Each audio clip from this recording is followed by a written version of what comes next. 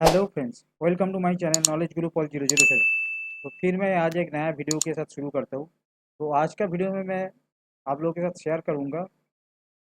इसमें मैं आप लोगों को दिखाऊंगा कि फॉर्म 16 जो होता है, पे स्लिप क्या होता है, और फॉर्म 16 के अंदर में टीडीएस कैसे काट के आता है, तो टीडीएस हम लोगों को कैसे फाइल करना है, तो वही सब आज इस वीडियो में मैं डिस्कस करूँगा।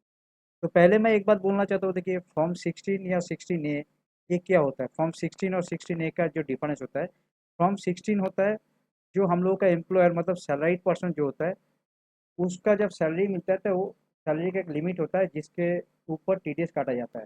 तो वो लिमिट अगर क्रॉस कर जाता है तो अर्निंग ज़्यादा होता है, तो टीडीएस काट के एम्प्लॉयर हर मंथ आपको सैलरी से टीडीएस काट के रखता है। तो टीडीएस जब काट के रखता है हर मंथ, उसके बाद साल में एक बार आपको टीडीएस के लिए सर्टिफिकेट मतलब आपका जितना टीडीएस काटा है उसको कंफर्मेशन देने के लिए आपको साल में एक ही बार दिया जाता है, जिसको फॉर्म 16 बोलता है। मतलब आपका जो टीडीएस काटा है उसी का ही रिपोर्ट वो लोग देता है। और फॉर्म 16A क्या होता है, फॉर्म 16A में सैलराइड नहीं है, उसमें हर इंडिविजुअल जो होता है मतलब उसका अगर रेगुलर इनकम होगा तो उसमें 16A में शो करता है उसका। मतलब फॉर्म 16 में एम्प्लॉयर एम्प्लॉय को देता है, और फॉर्म 16A में कोई साफ कॉन्ट्रैक्टर या दूसरा कोई किसी को अगर मिलता है रेगुलर बेसिस में, जो इंडिविजुअल नाम में जो कॉन्ट्रैक्ट लेता है उसी को दिया जाता है। तो इसमें मैं आप लोगों के साथ पे स्लिप भी शेयर करूंगा, 16 ये भी शेयर करूंगा, फॉर्म 16 भी शेयर करूंगा, और उसके साथ मैं ये दिखाऊंगा कि फॉर्म 26A कैसे होता है।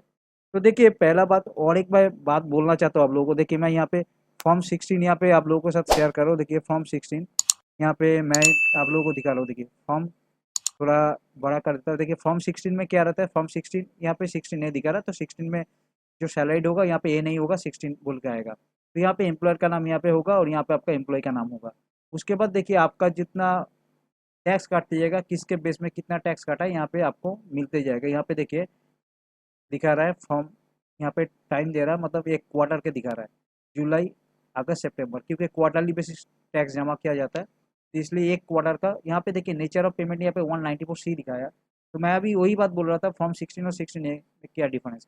फॉर्म 16 अगर होता तो यहाँ पे 192, क्योंकि सैलरी का बेस में नेचर ऑफ पेमेंट जो होता है सैलरी, वो 192 सेक्शन में आता है। और यहाँ पे सब कॉन्ट्रैक्टर मतलब कॉन्ट्रैक्टर का जो पेमेंट कटा है टीडीएस, उसके लिए 194C दिखाया।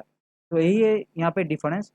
और इसके बाद देखिए मैं आप लोग के साथ शेयर कर रहा हूँ, ये तो हो गया आपका फॉर्म 16 या 16A के बारे में मैं बोल दिया। इसके नीचे देखिए ये पूरा आपका आएगा कौन सा बैंक का कौन सा चालान में जमा किया है, चालान सीरियल नंबर सब कुछ, कौन सा डेट में डिपॉजिट हुआ, ये सब आप लोगों के पास आ जाएगा। उसके बाद कंसर्निंग पर्सन मतलब जो ये टीडीएस काटा है वो जो जमा करते हैं उसके यहाँ पे साइन भी आता है, वो सब करके उसके बाद यहाँ पे जमा दिया जाता है।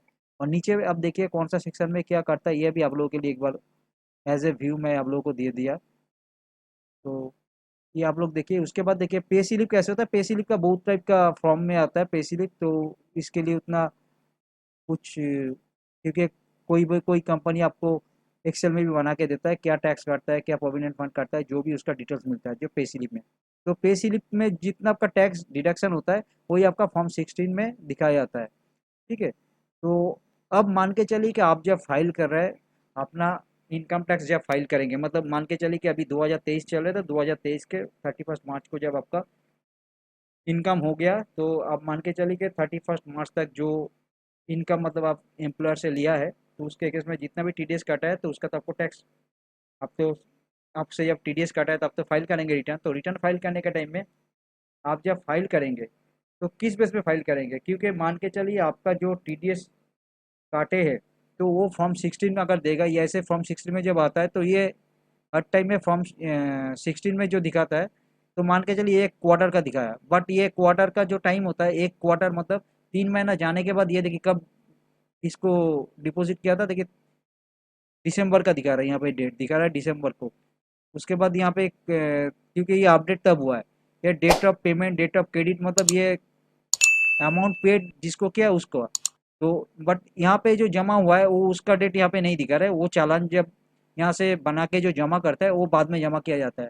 ठीक है, क्योंकि सितंबर का जो मतलब क्वार्टरली बेस कंपनी जमा करता है, तो मान के चलिए कि जनवरी फरवरी मार्च का जो क्वार्टर है तो उस क्वार्टर का जमा कर करेंगे, उस क्वार्टर का जमा करेंगे। उसके पास टाइम होता है देखिए जून का 15 तारीख तक।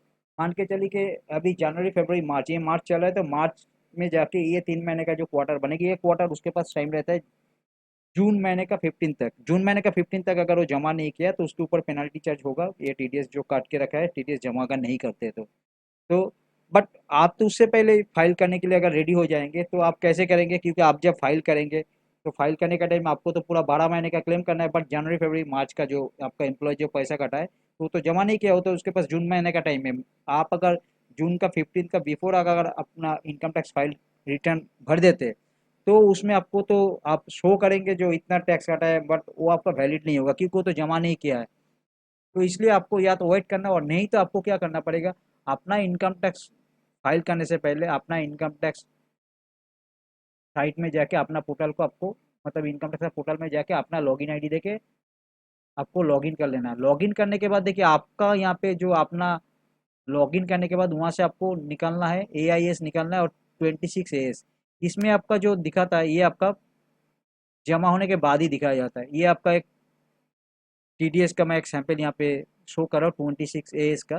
तो 26AS देखिए यहाँ पे जो शो होता है, तो यहाँ पे मतलब जो टीडीएस काटता है, मतलब एम्प्लॉयर चाहे जो भी जो आपको पेमेंट करता है अगर टीडीएस काट लेता है तो टीडीएस काटने के बाद जब जमा होता है वो आपका 26AS में शो करता है। तो आपको अपना रिटर्न फाइल करने से पहले आपको क्या करना है, आपका अपना आईडी देके लॉगिन करके इनकम टैक्स पोर्टल में आपको 26AS निकाल लेना है। 26AS में जाके देखेंगे कि आपका वो क्वार्टर का जमा नहीं होगा, मतलब 9 महीने का जमा हुआ है, बाकी 3 महीने का बच गया।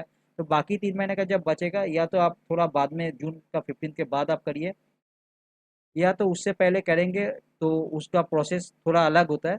उससे पहले भी आप ITR फाइल कर सकते हैं, ऐसा नहीं है। बट आपका जब फाइल करेंगे, क्योंकि इनकम टैक्स में आप अपना लॉगिन आईडी खोल के आप अपना रिटर्न फाइल कर देंगे, बट वहाँ से अगर TDS जमा नहीं किया है तो आपके पास क्या होता है, आपका जो इनकम टैक्स TDS के लिए आप अगर क्लेम करते हैं तो उसमें मिसमैच आ जाता है, तो आपका वहाँ से CVDT का आपका पास नोटिस भी आ सकता है कि आपका मिसमैच बोल के जो है उसको फिर आपको रिफाइल करना है, उसका जवाब भी देना पड़ता है।